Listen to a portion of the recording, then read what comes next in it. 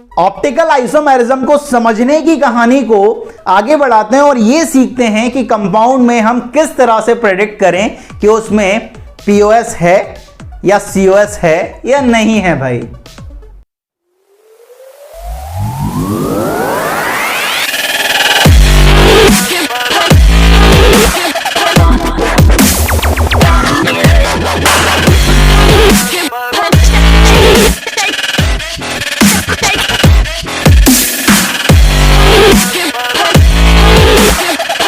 Hello everyone, कैसे हैं आप लोग। दिस इज केमिस्ट्री बाबा। वेलकम टू केमिस्ट्री अड्डा, एक ऐसा प्लेटफॉर्म जहां पर आप केमिस्ट्री को फील करते हैं। अपन ऑप्टिकल आइसोमेरिज्म पढ़ रहे थे और ऑप्टिकल आइसोमेरिज्म में अभी तक अपन ने क्या सीख लिया है, पूरी कहानी को जो आपके 2 लेक्चर हैं ऑप्टिकल आइसोमेरिज्म के, वो आपके दिमाग में घुमाने की कोशिश करता हूं। दोस्त सुनना यहां बड़े ध्यान से कि अभी तक क्या सीखा। एक लाइट सोर्स निकोल प्रिंस से पास करा, पीपीएल मिला। पीपीएल को एक पोलरीमीटर ट्यूब से पास करा जिसमें ऑर्गेनिक कंपाउंड का एक सॉल्यूशन भर के तैयार था। अगर उस पीपीएल को वो कंपाउंड किसी भी डायरेक्शन में क्लॉकवाइज या एंटी क्लॉकवाइज घुमा रहा है तो वो ऑप्टिकली एक्टिव होगा, और नहीं घुमा पा रहा है तो वो ऑप्टिकली इनएक्टिव होगा। अब बात ही आती है कि हम कंपाउंड को देखकर कैसे पता लगाएं कि वो कंपाउंड ऑप्टिकली एक्टिव है या इनएक्टिव है। तो उसकी एक कहानी आई कि डाइसिमेट्री। अगर आपके कंपाउंड डाइसिमेट्रिक होता है, अनसिमेट्रिकल होता है, तो वो ऑप्टिकली एक्टिव होगा। अगर आपके कंपाउंड में डाइसिमेट्री प्रेजेंट है, मतलब वो कायरलिटी होगी उसमें, और कायरलिटी है तो वो और उसकी मिरर इमेज एक दूसरे के नॉन सुपर इंपोजेबल होने वाले। ठीक है, अब बात आई कि डाइसिमेट्री किस तरह से देखें। तो डाइसिमेट्री की एक कंडीशन कायरल सेंटर हो सकती है, मतलब अगर आपके कंपाउंड में कायरल सेंटर प्रेजेंट है मतलब वो एसिमेट्रिक हो सकता है। कायरल सेंटर क्या कि एक ऐसा टेट्राहेड्रल एटम जिसकी 4 डिफरेंट वैलेंसीज या 3 different valencies with 1 lone pair of electron, तो ऐसे एटम को आप क्या बोलते हो, कायरल सेंटर। फिर हमने कायरल सेंटर से एक बहुत इंपॉर्टेंट पॉइंट निकाला था कि अगर आपके कंपाउंड में सिर्फ एक कायरल सेंटर है तो 100% गारंटी है कि वो ऑप्टिकली एक्टिव होगा। एक से ज्यादा है तो 100% गारंटी नहीं है दोस्त कि वो ऑप्टिकल एक्टिव हो भी सकता है और ऑप्टिकल एक्टिव नहीं भी हो सकता, दैट इज ऑप्टिकली इनएक्टिव हो सकता है वो। ठीक है, अब यहां पर अपन अब चेक करने वाले जो एक्चुअल तरीका है ना कि ऑप्टिकली एक्टिव या ऑप्टिकली इनएक्टिव होने का, वो है सिमेट्री का नहीं होना। अब वो कौन कौन सी सिमेट्री। डाइसिमेट्रिक का मतलब क्या कि उसमें पीओएस नहीं होनी चाहिए, उसमें पीओएस नहीं होनी चाहिए, उसमें सीओएस नहीं होनी चाहिए, और एक्सिस ऑफ सिमेट्री हो भी सकती और नहीं भी हो सकती, उससे कोई फर्क नहीं पड़ेगा।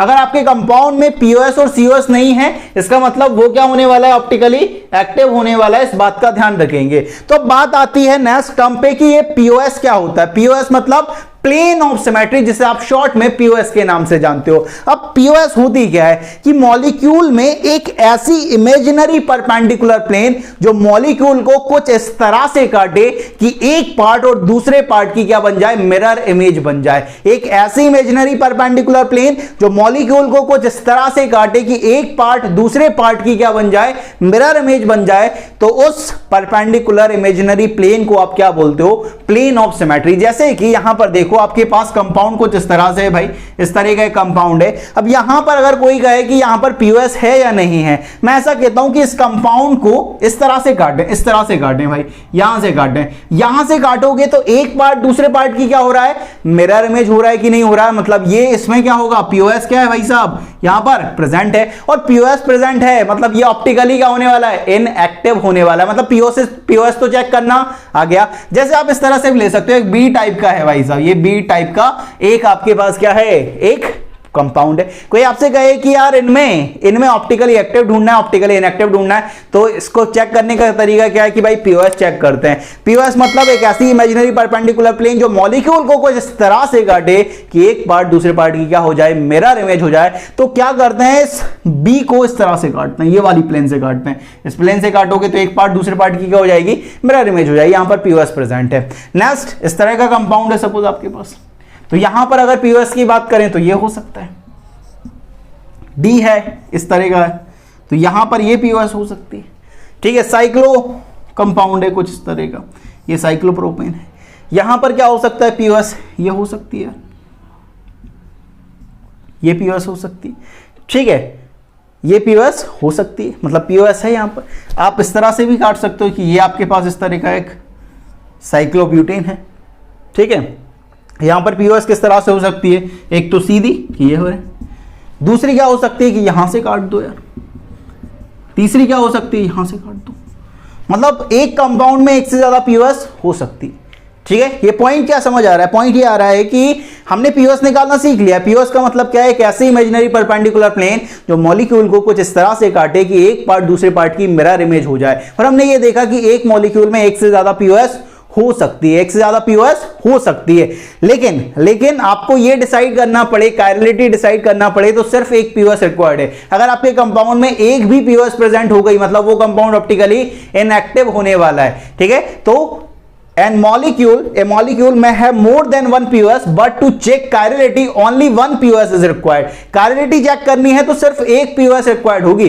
ठीक है, अब चाहे ये देख लो या ये देख लो भाई, ठीक है, उससे कोई फर्क नहीं पड़ता है। अगर ये कंपाउंड की कोई बात करेगा तो ये कंपाउंड क्या होने वाला है? ऑप्टिकली इनएक्टिव होने वाला है। ऑप्टिकली एक्टिव या इनएक्टिव आप पीओएस या सीओएस से डिसाइड करते हो। अगर आपके कंपाउंड में पीओएस और सीओएस नहीं है मतलब वो ऑप्टिकली एक्टिव होने वाला है। इन दोनों में से अगर कोई भी प्रेजेंट हो गया, कोई भी एक या कोई भी ये दोनों भी प्रेजेंट हो गए तो क्या होने वाला है? ऑप्टिकली इनएक्टिव होने वाला है। ये दोनों जब तक एब्सेंट हैं तब तक ये कंपाउंड ऑप्टिकली एक्टिव। इन दोनों में से अगर कोई भी प्रेजेंट हो गया तो वो ऑप्टिकली इनएक्टिव होने वाला है। एक कंपाउंड में एक से ज्यादा पीओएस हो सकती है लेकिन कायरलिटी चेक करने के लिए सिर्फ एक पीओएस की जरूरत पड़ती है। तो ये प्लेन ऑफ सिमेट्री की बात हुई। प्लेन ऑफ सिमेट्री मतलब एक ऐसी इमेजिनरी प्लेन जो मॉलिक्यूल को कुछ इस तरह से काटे कि एक पार्ट दूसरे पार्ट की मिरर इमेज बन जाए, तो उस प्लेन इमेजिनरी प्लेन को आप क्या बोलते हो? पीओएस बोलते हो। तो ये पीओएस की बात हुई। अब जो नेक्स्ट बात आती है वो आती है COS, that is centre of symmetry. Next जो पॉइंट आता है हमारे पास वो आता है सेंटर ऑफ सिमेट्री की सेंटर ऑफ सिमेट्री होती क्या है?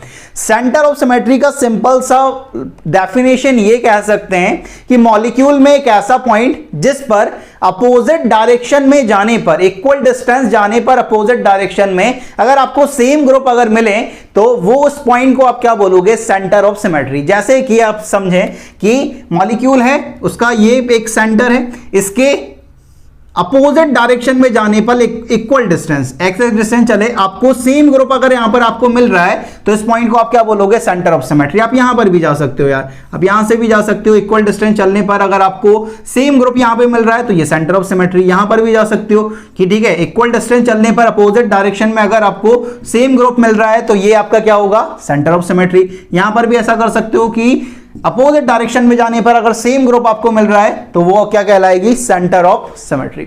जैसे कि इसे बड़े आराम से समझा जा सकता है, जैसे कि इसका एग्जांपल लें अपन, तो यहां पर आप देख रहे हो कि ये कार्बन डबल बॉन्ड कार्बन, एक CH3 यहां पर है, एक CH3 यहां पर है, एक H यहां पर है, एक H यहां पर है। कोई आपसे पूछे कि इस मॉलिक्यूल में सेंटर ऑफ सिमेट्री है या नहीं है, ठीक है, उसका अंदाजा लगाना तो बहुत आसान है। अगर यहां पर अगर मैं पॉइंट ड्रॉ करता हूं इस पॉइंट पर, ठीक है, इसके अपोजिट डायरेक्शन में जाऊंगा तो मुझे यहां पर क्या मिल रहा है? यहां पर इक्वल डिस्टेंस चलने पर एक CH3 मिलेगा, यहां पर इधर सेम इक्वल डिस्टेंस चलने पर क्या मिल रहा है? CH3 मिल रहा है, मतलब सेंटर ऑफ सिमेट्री है। यहां पर आप देखोगे तो यहां पर आप अपोजिट डायरेक्शन में जाओगे यहां तो यहां पर आपको H मिल रहा है और यहां पर जाओगे तो एक H मिल रहा है, मतलब यहां पर इस मॉलिक्यूल में सेंटर ऑफ सिमेट्री प्रेजेंट है भाई। ठीक है, ये इसका क्या है? ट्रांसफॉर्म है ये, बेसिकली ये ट्रांस है। इसका अगर मैं सिस फॉर्म बनाता हूं तो सिस फॉर्म क्या बनेगा? सिस फॉर्म यहां पर क्या है भाई? सेंटर ऑफ सिमेट्री क्या है? यहां पर प्रेजेंट है भाई। और सेंटर ऑफ सिमेट्री प्रेजेंट है मतलब ये ऑप्टिकली क्या होने वाला है? इनएक्टिव होने वाला है, इस बात का ध्यान रखेंगे। अब यहां पर अगर इसका सिस फॉर्म बनाते हैं तो सिस फॉर्म क्या बनेगा? इस तरह से बनने वाला है। यहां पर CH3, ये CH3, ये H और ये H। ठीक है, आप अगर इस मॉलिक्यूल में इस पॉइंट को सेंटर ऑफ सिमेट्री मान रहे हैं तो गलत मान रहे हैं दोस्त, क्योंकि यहां पर अपोजिट डायरेक्शन में जा रहे हैं। अपोजिट डायरेक्शन में चलने पर यहां पर आपको एक H मिल रहा है, यहां पर CH3 मिल रहा है। तो सेंटर ऑफ सिमेट्री की तो बात ये होती है ना कि एक ऐसा पॉइंट मॉलिक्यूल में जिस पर इक्वल डिस्टेंस चलने पर अपोजिट डायरेक्शन में अगर सेम ग्रुप मिले तो उस पॉइंट को आप सेंटर ऑफ सिमेट्री बोलोगे। यहां तो ऐसा कुछ नहीं हो रहा। ठीक है, यहां जाओगे तो इस साइड जाओगे तो एक CH3 मिल रहा है, यहां एक H मिल रहा है, मतलब यहां तो डिफरेंट ग्रुप मिल रहा है, मतलब यहां पर COS प्रेजेंट नहीं है, इस बात का ध्यान रखेंगे। तो COS का सिंपल सा मतलब है कि मॉलिक्यूल में एक ऐसा पॉइंट जिस पर अपोजिट डायरेक्शन में जाने पर इक्वल डिस्टेंस अगर आपको सेम ग्रुप मिलते हैं तो आप बोलोगे कि वहां सेंटर ऑफ सिमेट्री प्रेजेंट है, और अगर ऐसा नहीं होता है तो सेंटर ऑफ सिमेट्री एब्सेंट हो जाएगी। ठीक है, तो अभी तक की कहानी का क्या लॉजिक निकला है? अगर आपका कंपाउंड है भाई, ठीक है, आपके पास कोई कंपाउंड है, आपको यह देखना है कि अगर उसमें POS और COS, POS एब्सेंट है, COS एब्सेंट है, तो वो कंपाउंड क्या हो जाएगा? ऑप्टिकली एक्टिव होने वाला है।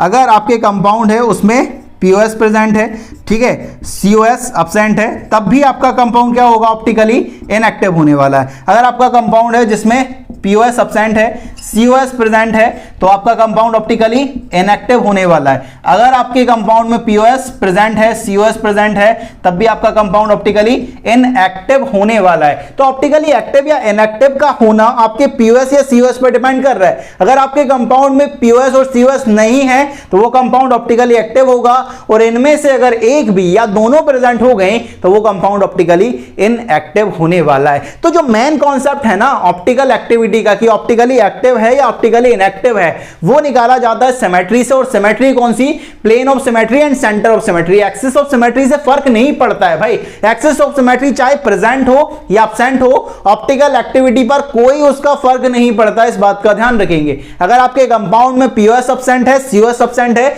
आपका कंपाउंड ऑप्टिकली एक्टिव होगा, और इन दोनों में से अगर एक भी या दोनों प्रेजेंट हो जाती हैं तो कंपाउंड आपका ऑप्टिकली इनएक्टिव होने वाला है। तो प्लेन ऑफ सिमेट्री देख लिया, सेंटर ऑफ सिमेट्री देख लिया है। अब आती है क्वेश्चंस की बारी कि क्वेश्चंस किस तरह से पूछे जाने वाले हैं भाई। मतलब ऑप्टिकल के जो क्वेश्चन है ना कि पीओएस निकालना, सीओएस निकालना, या ये निकालना कि कंपाउंड ऑप्टिकली एक्टिव है या इनएक्टिव है, बहुत अच्छे क्वेश्चंस की आप प्रैक्टिस करने वाले हो। लेकिन अपन प्रैक्टिस करने वाले हैं नेक्स्ट वीडियो में। तो इस वीडियो में बाबा जी की तरफ से इतना ही, मिलते हैं नेक्स्ट वीडियो में। तब तक के लिए पढ़ते रहें। जय हिंद, जय भारत।